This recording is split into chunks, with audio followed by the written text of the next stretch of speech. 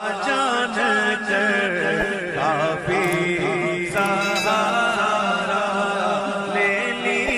رحمت اللہ تعالیٰ علیہ حضرت معاذ ابن جبل رضی اللہ تعالیٰ عنہ کے پاس بیٹھا کرتے تھے. فرماتے ہیں ان سے جو پیار بڑھا تو پھر میرا مصلی سے بھی بڑھ گیا. تابعی ہیں. فرماتے ہیں صحابی رسول سے محبت ہوئی تو ذکر سے بھی ہو گئی, پھر درود شریف سے بھی ہو گئی. محبت ان سے بڑھی تو پھر اللہ نے مسجد کا پیار بھی بڑھا دیا. آپ فرماتے ہیں کہ میری ہر وقت طبیعت چاہتی تھی کہ بس اللہ اللہ کروں, بس اللہ اللہ کروں, بس نہ میں ذرا تھوڑی جان چھڑاؤں لوگوں سے, کو 10 منٹ ملے تو میں کچھ 4 نفل پڑھ لوں, میں تھوڑا سا نہ بچوں لوگوں سے, اور مجھے تسبیح ملے تو میں نہ کچھ 400-500 دفعہ استغفار پڑھوں, سبحان اللہ, الحمدللہ, اللہ اکبر, لا حول ولا قوت الا باللہ, میں نہ تسبیحات پڑھوں. فرماتے ہیں کہ بچے تھے گھر میں 6-7, غربت تھی, کام ملتا کوئی نہیں تھا, اور میں کام چور نہیں تھا, کام ڈھونڈتا تھا, پر اللہ کی قدرت کے کام نہیں ملتا تھا. فرماتے ہیں کہ میں نے ایک دن اپنی اہلیہ سے کہا کہ آج میں پھر جاتا ہوں کام ڈھونڈنے. تو میری بیوی بڑی فرما بردار تھی, پر اس دن نہ غربت کے ہاتھوں تنگ آ کے کہنے لگی, آج نانا کوئی تو چیز لے کے آیا, تو مجھ سے بچوں کی بھوک نہیں دیکھی جاتی. یہ سب روگاں دا روگ محمد جس دا نام غریبی, کنڈ بلا کے لنگ جاندے نہیں دوست یار قریبی. آج نہ کچھ لے کے آیا تو میں بچے لے کے میکے چلی جاؤں گی. شیخ فرماتے ہیں کہ میں بڑا پریشان گھر سے نکلا, پر میں نے صبح سے لے کے زور تک کام ڈھونڈا, کام ملا کوئی نہیں.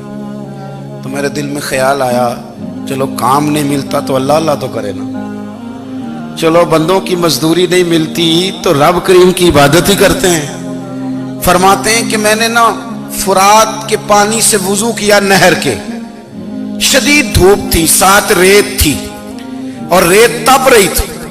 میں نے اپنا رومال وہیں مصلی کے طور پر بچھا لیا, اور فرماتے ہیں کہ زور سے لے کر عصر تک نماز پڑھی, دھوپ بھی پورے زور پہ, پر میرے سجدے کا ذوق بھی پورے زور پہ.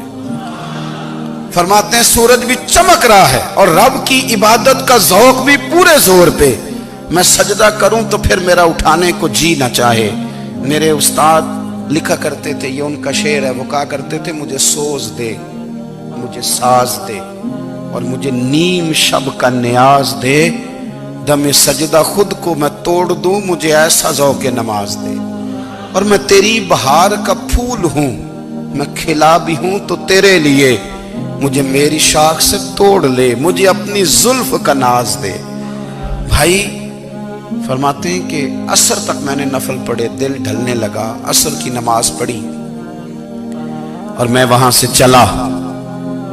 اب میں جب نکلنے لگا تو دل میں خیال آیا کہ چھوٹی چھوٹی دیواریں ہیں گھر کی, بغیر کچھ لیے جاؤں گا تو بیوی دور سے دیکھے گی تو شور کرے گی کہ پھر خالی ہاتھ آ گیا ہے.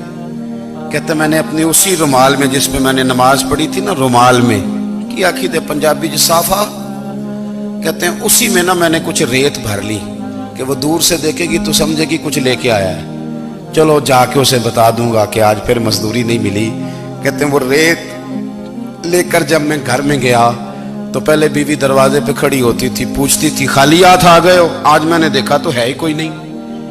فرماتے ہیں میں اندر داخل ہوا, سلام لیے, کونے میں میں نے وہ رومال رکھ دیا, اور میں نے آواز دی کہ بھلی مانس کہاں ہو؟ تو وہ کہنے لگی آپ منہ ہاتھ دھو لیں, میں روٹی لے کے آئی.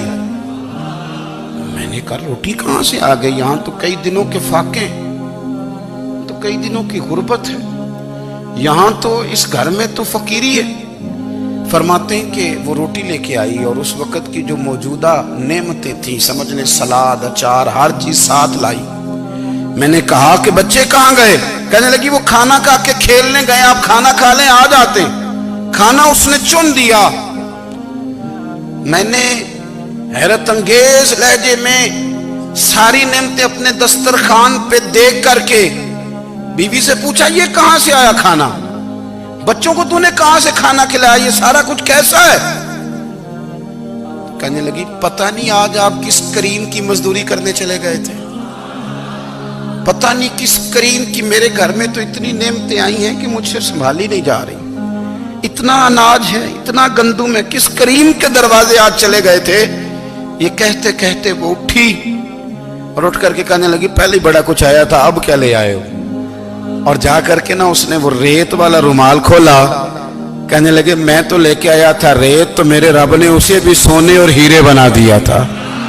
جب آپ کی توجہ اللہ کی جانب، میرے نبی پاک صلی اللہ تعالی علیہ وسلم نے فرمایا ہر چیز اپنے رب سے مانگ، ہر چیز مانگ، ہر چیز مانگ۔ یا رسول اللہ کیا کچھ؟ میرے محبوب نے فرمایا تیرے گھر میں نمک بھی ختم ہو جائے تو وہ بھی اپنے رب سے مانگا کر، تو مانگنا وہ تجھے دے گا، تو اس کی بارگاہ میں کشکول طلب دراز تو کرنا۔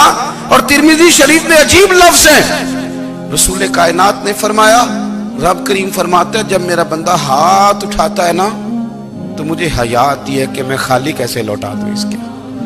اتنے بڑے بادشاہ کی بارگاہ میں، او بھائی لوگوں سے عزتیں تلاش کرتے ہو تو وہ کیا تمہیں عزت دیں گے؟ وہ تو کل اچھا کہتے ہیں پرسوں برا کہنے لگ جاتے ہیں۔ لوگوں کے سامنے گڈ بک میں آنا چاہو گے تو وہ تو سویرے تمہارے بارے میں کچھ کہیں گے، شام کچھ اور کہیں گے۔ اپنی روحانی زندگی آباد کریں، اپنے مسلح کو وقت دیں، اور دنیا سے چھپ کر اس موبائل کو بند کر کے اور اپنے آپ سے بھی چھپ کے اور تنہا ہو کے چھپا کے سارا کچھ اپنے آنسو اپنے رب کی بارگاہ میں پیش کریں، اس کے حضور حاضری دیں۔ سنو نا ترمذی کی حدیث، اور اسے یاد رکھنا، نبی پاک علیہ السلام نے فرمایا اپنے دکھ لوگوں کے سامنے نہ بیان کرنا، سیٹھوں نوابوں کو نہ بتاتے پھرنا، دنیا داروں کے سامنے جا کے نہ رونا کہ میں تکلیف میں ہوں۔ فرمایا اگر دنیا داروں کو دکھ بتاؤ گے رب تمہیں کبھی غنی نہیں کرے گا۔ اور لوگ ہیں کہ الٹا مذاق اڑائیں گے، آپ کی جس سے بڑی پکی یاری ہے نا، پکی، وہ تب تک پکی ہے جب تک آپ نے 50,000 مانگا نہیں، اور جس وقت آپ نے کہہ دیا کہ میں مجبور ہوں میری مدد کر تو پھر ختم ہو گئی دوستی۔ لوگوں کی تعلقات آپ کے ساتھ تب تک ہیں جب تک آپ ان سے کوئی ضرورت وابستہ نہیں کرتے۔ کریم محبوب فرمانے لگے بندوں کے سامنے دکھ نہ بیان کرنا، اللہ تجھے کبھی غنی نہیں کرے گا۔ تو اپنے دکھ اپنے رب کو بتا، تو دعائیں مانگ، تو اس کی بارگاہ میں حاضر ہو، تو اس کے حضور عرض کر۔ فرمایا اپنے دکھ اپنے رب کو بتا، وہ جلدی کرے یا دیر سے کرے تجھے ساری دنیا سے بے نیاز کر دے گا، تجھے کسی کا محتاج نہیں رہنے دے۔